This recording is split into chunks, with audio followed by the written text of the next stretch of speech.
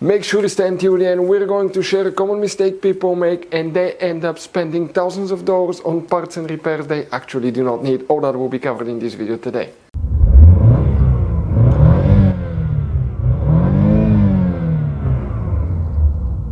Hey guys, welcome back to Electrical Car Repair Live. Today will be super quick, helpful video to any of you having a problem where radiator fan does not turn off, the fan stays on GMC SIERRA, that generation here from year 2014 to year 2018. Stay with us, we'll explain what can cause that. It could be quite simple fix, guys. We'll explain about it also. If you guys, it's actually maybe something not even related to the radiator fan, we'll talk about that. And if you need to buy replacement parts, tools, we'll share the information in the description of the video below, guys, and you can see where we get all our tools and supplies from. So let's start on it now. So before we start, let us tell you guys a little bit about us. Every single car we get here at the garage, we try to make at least 200 to 300 free repair videos. We take them completely apart, we show you how to fix pretty much anything. Why we guys do all that? Because our mission in the shop is to save you as much money as we can.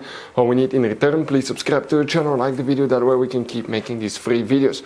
By the way guys, check out our YouTube channels. We have more than 17,000 free repair videos that can save you thousands of dollars in repairs. So let's go ahead guys and start on it now. So guys, let's explain now what you need to check. First, you need to locate the fuses and the relays for the radiator fan. Often it could be a stuck relay or it could be a bad fuse. We'll talk how. So what we need to do now, you know, on that generation GMC SIERRA, 9 out of 10 owners do not know that where all the hidden fuse boxes are located. That's why we guys made a video on our YouTube channel that's called GMC SIERRA Fuse Box Location and Diagram. Check it out, it's a video that can save you thousands of dollars in repairs. We need to go ahead first and open the hood. Today guys, here we need to check, okay, two different fuse boxes. The first one is something that most people are familiar with. That's the main engine fuse box on the driver's side. Open the cover and underneath you're going to find a fuse box with a layout like this one here. Before we continue, let's explain quickly why it's always a good idea to test fuses and relays. It is guys very important to test fuses and relays. On those fuses you cannot clearly see if they're burnt or not, especially you can see in the J-case fuses as well. And if you guys assume, okay, let's say you remove a fuse, you look at it and you assume guys that it's actually a good fuse, but it's actually a bad fuse, sometimes you cannot clearly see that. What can easily happen guys at that point, you can put the bad fuse in and you start replacing parts and tools that you don't need to, so you lose your time, you lose your money to fix a problem that doesn't exist when all we had to do is test the fuse and replace it. We'll put a link to a special video that will teach you how to test fuses, how to check relays very easily as well guys. So check it out, it will be in the description of the video below. Here guys, this fuse box design is used only for year 2018. 2014 through 17 they use a different fuse box layout, we will explain about it as well. If the radiator fan does not turn off, what you want to do, check these two fuses, 12 and 13. You may want to disconnect these fuses for a minute, let the system reset, put it back in, see if it fixes the problem. Some of you may have fuse 42 here as well. If you do the same thing. Test the fuse and remove it and let the system sit without it for a few minutes, put it back in. If you have relay 71 here, do the same thing. Test that relay because it could be a bad relay. Depending on the engine, you may or may not have that relay. Now if you have 2014 through 17, the same thing. Fuse 12 and 13, 42 will be here, but that relay will be known as relay 71. So those things are practically the same. However, next under the engine guys, on the passenger side, you see that's a battery location here. Remove that cover and you're going to find the battery positive terminal. That's an integrated fuse box. That's a closer look of it guys. We have different fuses to check these fuses, but if all that checks out fine, okay, what do we see? Something that most people ignore.